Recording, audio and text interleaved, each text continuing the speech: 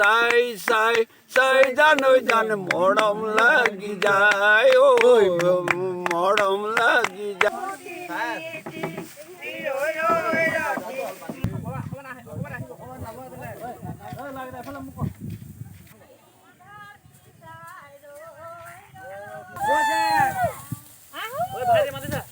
কাতি বিহু কঙালী, মাঘৰ বিহু ভোগালী, বহাগতে ধেমালি কৰোঁ।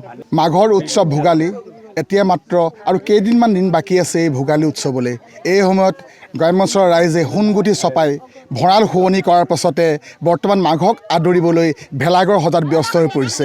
এই মুহূৰ্তত পথাৰৰ সকলো নৰা কাটি তেওঁলোকে ভেলাঘৰ সাজিছে, এটা সুন্দৰ ঘৰ সাজিছে গোটেই এই গাঁৱৰ ৰাইজে।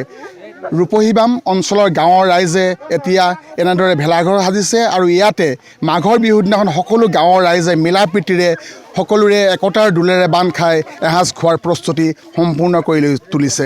গ্ৰাম্যাঞ্চলৰ সকলো ৰাইজ কণ কণ ল'ৰা ছোৱালীৰ পৰা বৃদ্ধা গাঁৱৰ ডেকা বোৱাৰী সকলোৱে হাতে হাতে কামত লাগি এনেদৰেই ভেলাঘৰ সজাত ব্যস্ত হৈ পৰিছে। ডেকাসকলে বাঁহ বেতৰ সামগ্ৰীৰে এই ভেলাঘৰটো সাজি উলিয়াইছে। গাঁৱৰ বোৱাৰী জীয়ৰী বৃদ্ধা সকলোৱে তেওঁলোকক আহি পিনে সাহস আৰু অনুপ্ৰেৰণা যোগাইছে। সকলোৱে এনেদৰে লগ লাগি ভেলাঘৰ সজাত ব্যস্ত হৈ পৰিছে, কাৰণ ভোগৰ উৎসৱ ভোগালীলৈ আৰু মাত্ৰ কেইটামান দিন বাকী। এই কেইটামান দিনৰ পিছতে গ্ৰাম্যাঞ্চলৰ সকলো ৰাইজে লগ লাগি এসাঁজ আনন্দৰে ইয়াতে ভেলাঘৰ সাজিছে, মেজি সাজিব আৰু সকলোৰে আনন্দ উৎসৱেৰে ভোগালীক আদৰিব। তেওঁলোকে সকলোৱে ধান খেতি সামৰি ভঁৰাল ঘৰ শুৱনি কৰি ভঁৰালত গুটি ধান চপাই সকলো এনেদৰে এই অঞ্চলত এই পথাৰত ৰূপহীবাম অঞ্চলৰ পথাৰত নৰা কাটি ভেলাঘৰ সজাত ব্যস্ত হৈ পৰিছে। আমি তেওঁলোকৰ সৈতে কথা পতাৰ চেষ্টা কৰিম। আমাৰ এই গ্ৰাম্যাঞ্চলৰ পৰাগ আছে, আমি তেওঁ ভেলাঘৰ সজাত ব্যস্ত হৈ পৰিছে।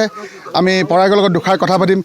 কেনেদৰে এই মাঘক আদৰাৰ প্ৰস্তুতি চলিছে, আৰু কাৰণ মাঘ বিহুলৈ আৰু দুটামান দিনহে বাকী আছে। নিশ্চয় পোনপ্ৰথমে আমি সমূহ অসমবাসীলৈ আগন্তুক নৱবৰ্ষ আৰু আগন্তুক ভোগালী বিহুৰ আন্তৰিক অভিনন্দন আৰু শুভেচ্ছা জ্ঞাপন কৰিছোঁ।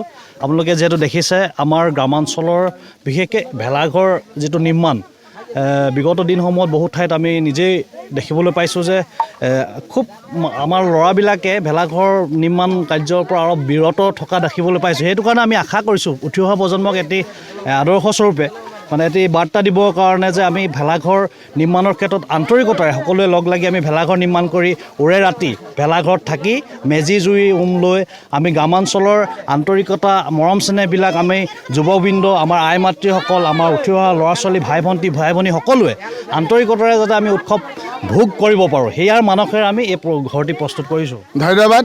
এই সকলোৱে লগ লাগিব। আমি আমাৰ গাঁৱৰ যিসকল বোৱাৰী জীয়ৰী সকলো আছে তেওঁলোকৰ ওচৰলৈ যাবলৈ চেষ্টা কৰিম। বাইদেউ, আপোনালোকে সকলোৱে লগ লাগি পিনি নৰা কাটিছে, ভেলাঘৰ আহিছে, কিমান মানুহ এই গাঁওখনৰ কিমান মানুহে লগ লাগি ইয়াতে ৰাতিৰ ভেলাঘৰত লগ লাগি মাঘৰ ভোজ ভাত খায়? আমাৰ এই ভেলাঘৰটোত আমি বহুত আমাৰ ৰূপহীবাম গাঁওখনৰ এখন বৃহৎ গাঁও আমাৰ এই অঞ্চলটোত। এই গাঁওখনৰ আমি সকলো বুঢ়া বুঢ়ী ডেকা জীয়ৰী সকলো কণ কণ মইনা মইনী লগ খাই আমি ইয়াত অনুষ্ঠানটি কৰিম বুলি ভাবিছোঁ। আগতে আমি এনেকৈ কৰা নাছিলোঁ যদিও এইবাৰ আমি সকলোৱে লগ খাই কৰিম বুলি ভাবিছোঁ। আৰু এই অনুষ্ঠানটো হোৱাৰ কাৰণে আমাৰ এটাই ভাল লাগিছে, আমি মানে এই মানুহখিনি সদায় নিজৰ কামত ব্যস্ত হৈ থাকোঁ। আজি আমি ডেকা জীয়ৰী সকলোৱে লগ খাইছোঁ যেতিয়া নেকি আমাৰ বহুত ভাল লাগিছে। ধন্যবাদ। এইসকল আমাৰ অঞ্চলৰ আইতাহঁতে বিহু গাই ইয়াতে কাম কৰিছে, কষ্ট কৰিছে, ভেলাঘৰ সাজিছে, সকলোৱে ফূৰ্তি কৰিছে, বৃদ্ধসকলে অনুপ্ৰেৰণা যোগাইছে। তেওঁলোকে দিহা পৰামৰ্শ আগবঢ়াইছে। ডেকাসকলে একেটা ঠাইৰে কামত আগবাঢ়িছে, বিহু নাচিছে তেওঁলোকে। আইতা কেনেকুৱা লাগিছে? বহুত ভাল লাগিছে, বহুত নিজকে একদম আত্মসহায় হৈ গৈছোঁ। আমি যে একদম পিছপৰা অঞ্চলৰ মানুহ, আমি এই মাঘ বিহুত আমি ধান চান কাটিলোঁ, ঘৰত মাৰিলোঁ, গোটাই পিনি এতিয়া আমাৰ নাতি পুতি মানে শাহু শহুৰ বোৱা বোৱাৰী চবেই লগ লাগি আমি ভেলাঘৰ এতিয়া সাজিছোঁ। এই সাজি পানি তাকে ৰঙে ৰহিতে সাজ খাম বুলি ভাবিছোঁ। হয়তো কিমান দিন জীয়াই থাকিম ক'ব নোৱাৰোঁ নহয়, দেহা আজিকালি একেবাৰে বেয়া। গতিকে আমি বহুত আনন্দিত আমাৰ ল'ৰা ছোৱালীখিনিক লৈ পিনি, উঠি অহা প্ৰজন্মক লৈ পিনি। হয়, ধন্যবাদ। আপোনালোকে কেনেদৰে কি খোৱাৰ প্ৰস্তুতি কৰিছে? কাৰণ মাঘৰ বিহুলৈ আৰু বেছি দিন নাই, ইতিমধ্যে পাইছেহি। কি খাব এইবাৰ মাঘৰ বিহু ভোজত? ভেলাঘৰত কি খাব? আমি ভেলাঘৰত হাঁহ, কুকুৰা, গাহৰি ইমান তাৰপিছতে পিঠা পনা সকলোখিনি আমি তৈয়াৰী কৰিছোঁ মাঘৰ বিহুৰ কাৰণে। সকলোৱে একেলগে খাম বুলি ভাবিছোঁ। আজি ঘৰ বনাই আছে ভেলাঘৰ? আজি ভেলাঘৰ বনাই আছে, আমি লাগি আছোঁ। হয়, এনেদৰে সকলোৱে লগ লাগি ভেলাঘৰ বনাইছে। মই আমাৰ ওপৰত কণ শিশুসকলো আছে, মই তেওঁলোকৰ ওচৰলৈ যোৱাৰ চেষ্টা কৰিম। সকলোৱে নাচিছে, গাইছে, আইতাহঁতে সকলোকে উৎসাহ জনাইছে। জীয়ৰী বোৱাৰী সকলোৱে লগ লাগিছে, পথাৰৰ নৰা কাটি ইয়াত ভেলাঘৰ সাজিছে। এই ঘৰটো ধুনীয়াকৈ সুন্দৰকৈ বনাইছে।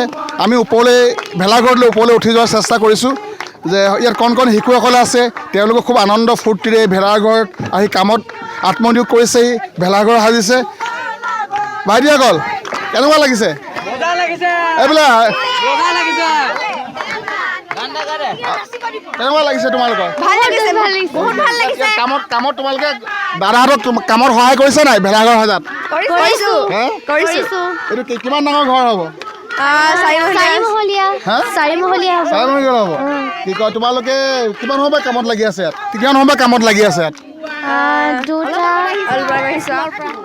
হয়, এনেদৰেই এই গ্ৰামাঞ্চলৰ ৰাইজে সোণগুটি ভঁৰালত সোমোৱাৰ পিছতেই মাঘৰ বিহুক আদৰিবলৈ সকলোৱে একেলগে প্ৰস্তুতি চলাইছে। সকলোকে এই মাঘৰ বিহুতে ভেলাঘৰ সাজি সকলোৱে এসাঁজ ইয়াত আনন্দৰে সকলোৱে লগ লাগি খাব, তাৰ বাবে এই প্ৰস্তুতি।